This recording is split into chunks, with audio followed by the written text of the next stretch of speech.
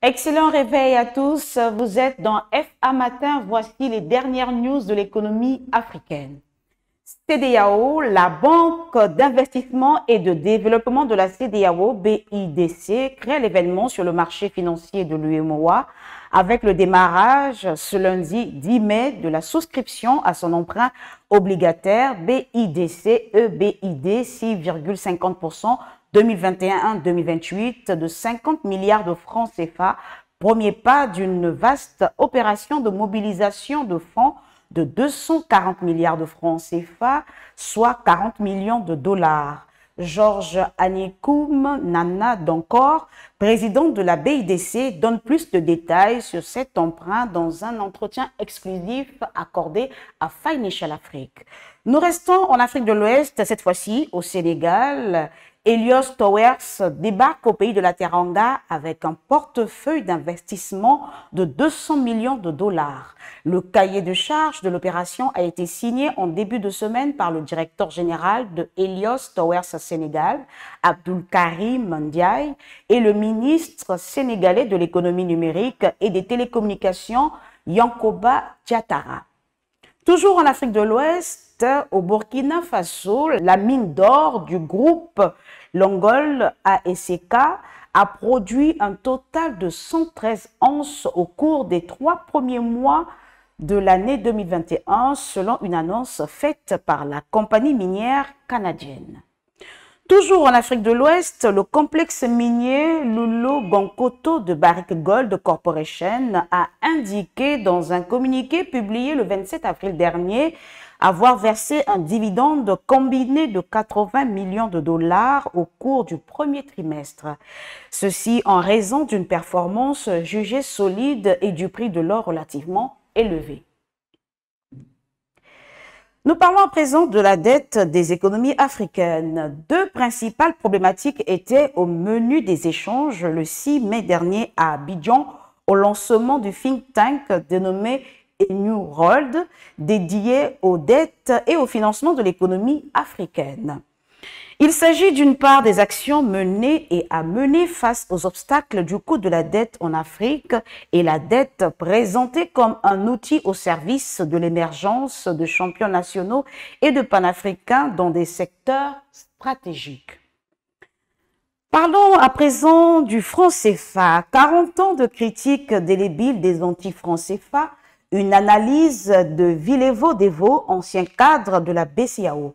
Le Togolais prend à contre-pied la tendance dominante du débat sur le franc CFA en passant en revue les postures et les oxymores. Je cite, « Au fil des ans, les critiques du franc CFA semblent combattre davantage la France politique que les dispositions, outils et mécanismes utilitaires mis en œuvre pour consolider le vivre ensemble monétaire et solidaire en Afrique francophone au sud du Sahara. » Toujours sur la monnaie, l'hebdo des devises africaines. Dans cette chronique hebdomadaire, les experts de l'ASA, le leader non bancaire de la fourniture de devises, analysent l'évolution des fluctuations monétaires sur le continent. Nous allons à présent au Nigeria. L'agence de notation financière Moody's a annoncé jeudi 6 mai son intention de réviser à la baisse la note de la banque nigériane First Bank. Ceci après que la Banque centrale nigériane a limogé le conseil d'administration de la banque le 29 avril dernier. Toujours au Nigeria, 23 ans après son attribution, l'un des plus importants blocs pétroliers africains avec 9 milliards de barils de réserve n'a toujours pas démarré, paralysé par les pots de vin. JP Morgan, Chase & Co. est attrait devant les tribunaux londoniens par l'État du Nigeria qui l'accuse d'avoir ignoré les injonctions de son propre département conformité en opérant 3 transferts d'argent au profit d'une personnalité politique. Nous allons à présent en Afrique centrale. La situation sociopolitique au Tchad préoccupe les pays de la Communauté économique et monétaire de l'Afrique centrale, CEMAC, dont les dirigeants pourraient se retrouver incessamment à Yaoundé, la capitale camerounaise, pour un sommet extraordinaire.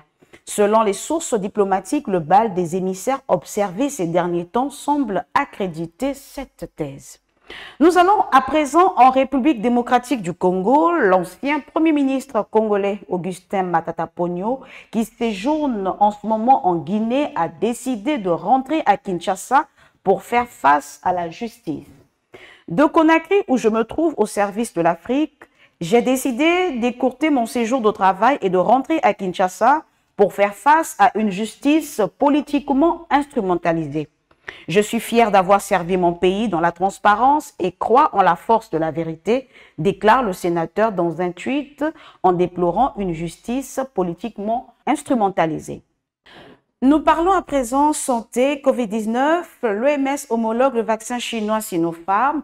L'annonce a été faite le vendredi 7 mai par son directeur général, Tedros Adhanom Ghebreyesus, dans un contexte où le débat sur la levée des brevets sur le vaccin contre la Covid-19 est plus que jamais d'actualité. C'est une première mondiale pour un vaccin chinois qui dénote de l'urgence mondiale pour la disponibilisation des vaccins. Toujours en santé, cette fois-ci en Côte d'Ivoire, le tarif des tests Covid-19 réalisés par la technique PCR est désormais fixé à 25 000 francs CFA, environ 46 $ pour les voyageurs au départ et à destination d'Abidjan, contre 50 000 francs CFA, soit 92 $ précédemment. Toujours en santé, un record mondial de tous les temps. Une femme malienne a accouché de 9 bébés à la clinique Aïn Borja, filiale d'Acdital Holding, l'une des sociétés partenaires du fonds Méditerranea Capital Partners. Ce fonds basé à Malte est une société de capital investissement axée sur les investissements de croissance pour les PME et les ETI en Afrique du Nord et dans les pays subsahariens. Pour finir, toujours au Maroc, la famille royale et le peuple marocain a célébré samedi 8 mai le 18e anniversaire de Tsar, le prince héritier Moulay El Hassan. Le 8 mai 2003 est un glorieux événement et une date remarquable dans l'histoire du Maroc où Tsar, le prince héritier, a vu le jour. Depuis son plus jeune âge, l'héritier de la couronne du Maroc est sur le devant de la scène. Voilà, c'est tout pour les dernières news de l'économie africaine de ce lundi 10 mai. Nous vous donnons rendez-vous demain pour un prochain rendez-vous.